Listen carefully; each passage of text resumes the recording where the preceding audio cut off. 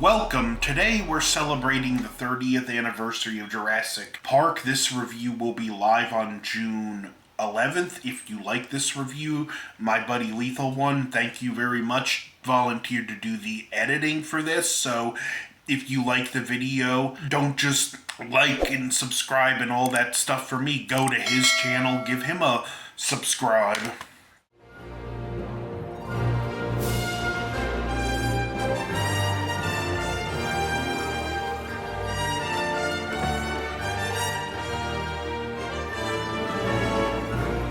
Now, I will be bringing up some stuff from the book, like one off the bat, the lawyer Donald Gennaro. In the movie, they seem to have combined attributes of not just him, but a character called Ed Regis in the book. Ed Regis more or less gets killed where Gennaro does in the movie, but it's by a juvenile T-Rex, and in the book, not only is Gennaro overall more healthful, but it turns out dinosaurs are breeding in the wild on the island, and Tim sees velociraptors getting on a boat. It's Gennaro that ultimately, by just, even though he doesn't know the legal terms for maritime law, was just able to make something sound really convincing to get the boat to turn around to keep those raptors from the mainland. Just like the opening scene of The Lost World is actually in the book where the girl gets attacked by compies, and it leads to a chain of events where Dr. Grant gets an x-ray of a skeleton of a corpse of a compy that was found. And even it goes into more in depth with what Lewis Dobson does. He's involved in industrial espionage. He finds a legitimate source in a company, gets a sample of a competitor's product, and then the company he's working for or contracted by can take that product, break it down, and reverse engineer it to evade patents, which it explains in the book. Genetically created life forms like the dinosaurs can be patented, so the plan is to get dinosaur embryos and make just enough loopholes, change just enough to where they still have a stable life form, but it avoids NGen's patents, because one thing the book points out is NGen, not only can they do this in the park, but they can create pet dinosaurs that are genetically engineered to only eat NGen dinosaur food. So I do like some of the changes, like Lex and Tim. In the book, Tim's actually the older, Lex is the younger, and it's Tim who figures out the computers and gets the park back online. Which I like how they flip-flopped the age and gave Lex the computer attribute, because it makes them both feel more useful. Some of the stuff I would have liked to have seen in the book, like Grant kills a couple of the raptors. He injects this poisonous fluid in the lab in an egg, rolls it, one raptor eats it and gets sick. It gets bit by another one, then the dying raptor kills the other one, and then Grant has to just actually run at a raptor with a syringe and inject it. As well as, here's one nice Easter egg. When the scene when they're escaping through the air vents to get away from the raptor, and the raptor looks up and you see what appears to be like light shining down from it. I don't know how well this will show on the camera, but it's actually the genetic pattern in the book that's actually highlighted on the raptor. Nice little Easter egg that it eluded me for years. Seriously, if you haven't read the book, pick it up, read it. It's a phenomenal read. It's totally different from the movie. They've changed things, compressed characters, and some characters are more... The book, you have people that are either good or bad. John Hammond is just completely out of touch, where he's a pretty rotten person in the book, where the movie, it's more they're in the white areas or the black areas. In the book, it's white, black, gray. There's characters that are more charcoal gray. Interesting read. If you've seen the movie, you'll kind of know what's going to happen, but you'll still be turning pages because of how different it is, and you want to see how it plays out. You owe it to yourself to read the book. I'll probably bring up a few more differences. Again, it's one of those movies, what can I say about it that hasn't been said? This was an instant classic.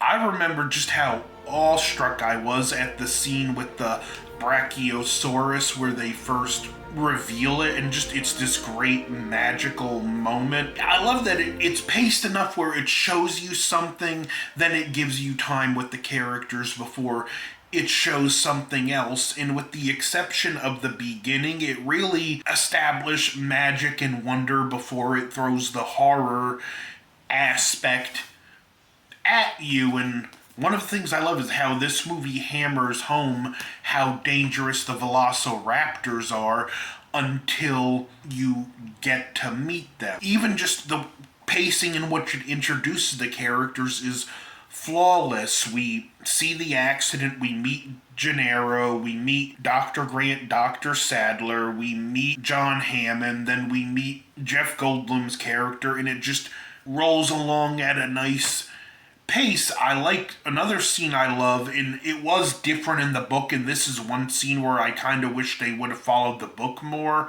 when Grant and all of them see the raptor cage, because there's actually a heavily fenced in and reinforced area where you can see the raptors on ground level, and Grant has a thrill to realize he's being hunted and they attack the fence, although I like the movie made them smart enough to know they will not attack the same part of the fence twice because they'll get shocked. It's just little tweaks and changes that you read the book.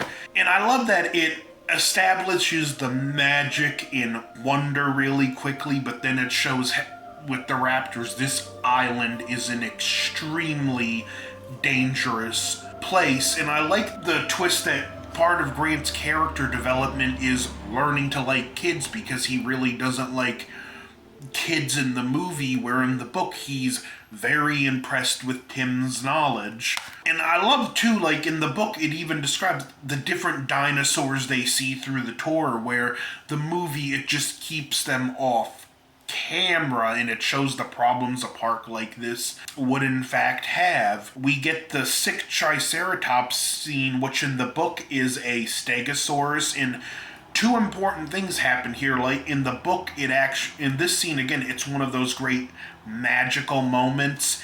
In the book, it establishes really what's making them sick, and it wasn't that the Triceratops or Stegosaurus in this case was eating the West Indian lilac. It was simply the fact that, like some species of birds, the dinosaurs swallow gizzard stones to help them digest their food, and it just so happened that the Stegosaurus in the book, it was swallowing stones near the West Indian lilac, and it was inadvertently eating them in the process and getting sick, and it would get sick every time it would have to swallow more gizzard stones because it would pass them after a while. Nice little detail in the book, as well as they have a computer program for tracking the dinosaurs, and Dr. Malcolm notices an error in the program. I think it's something like it's only designed to track accounted for dinosaurs. So, yeah, he tells him, run it this way to track those that are accounted for and those that aren't. And what do you know? It shows an increase in population in multiple dinosaurs, including the velociraptor. So in the book, there are wild raptors loose in the island.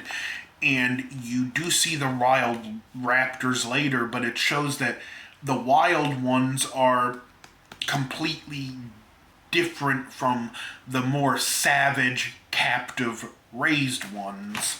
And then we have the disgruntled employee who agrees to steal the embryos, and it costs him his life. He shuts down the systems, which unfortunately shuts down all but the raptor fences, but for some reason he decided to leave the to even keep the T-Rex fence up, even though he was going to have to drive through the island to get to the dock and could have very easily have been attacked by the T-Rex.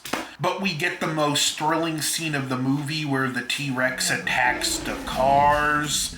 And we see how smart Grant is that he takes the flare and he gets the T-Rex to focus on the flare and he throws it back in the pen, hoping to give him enough time to get Lex and Tim out of the car and just like run off into the woods, where Malcolm doesn't understand what he's doing and he just gets a flare, and rather than being as subtle as Grant, the T-Rex gets his attention. He gets injured, which leads to the death of Donald Gennaro, who abandoned the kids in the car. And the audience I seen this with as a kid cheered when the lawyer got eaten. And we get just some more great character moments, like Grant bonding with the kids. Then I love the scene, the discussion between John Hammond about power and Ellie Sadler about power and control, and we see how just out of touch he really is, and he's talking about getting control back to the park, and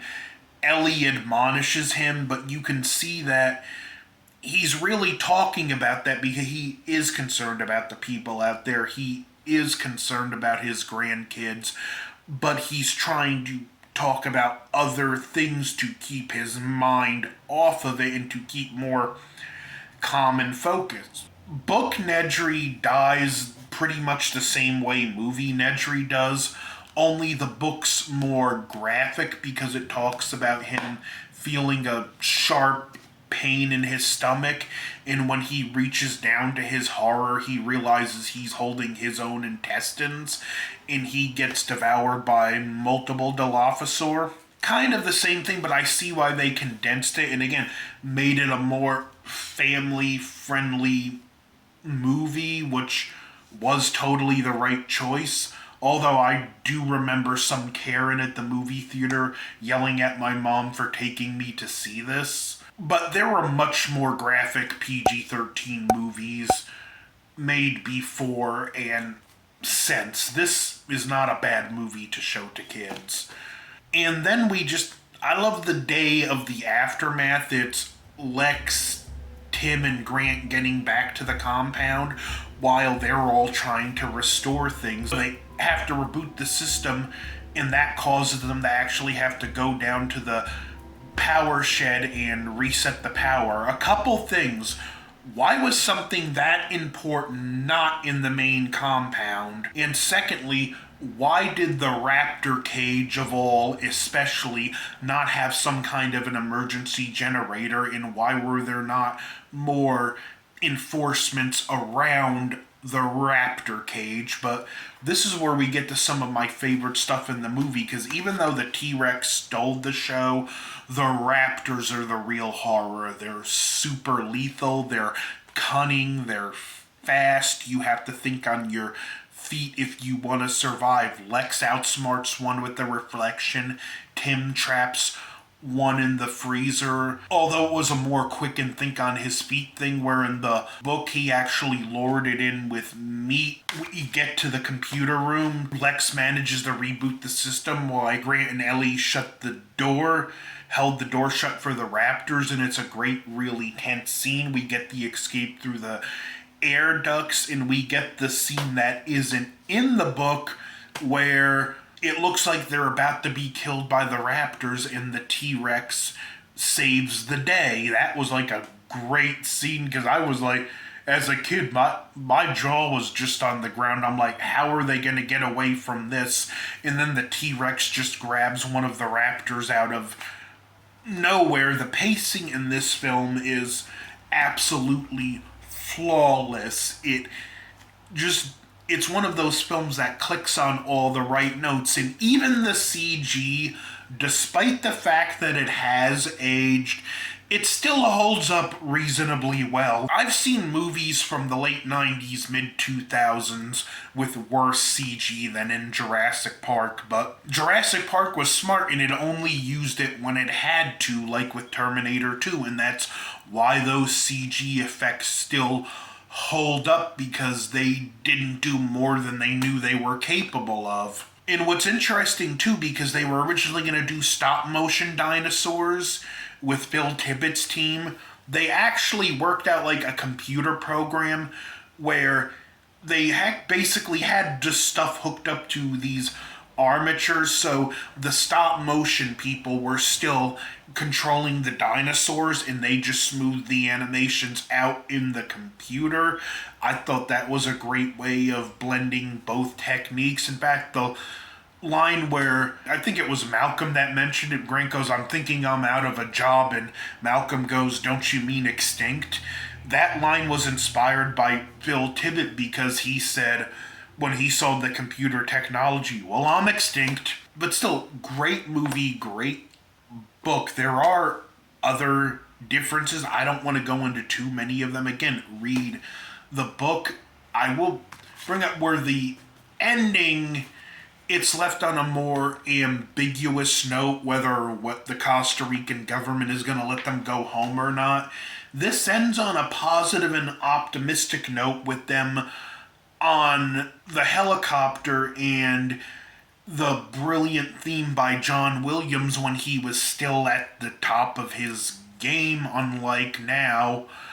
I'm sorry, but I defy you to prove to me that any piece of music written for the new Star Wars trilogy is even remotely memorable. The music for this stays with you after you see it. This is the kind of music when you hear, you never forget, which is something Williams has lost, but that's a whole other tangent. But again, that music, it makes it another great magical moment, much like when we first see the Brachiosaur in the beginning.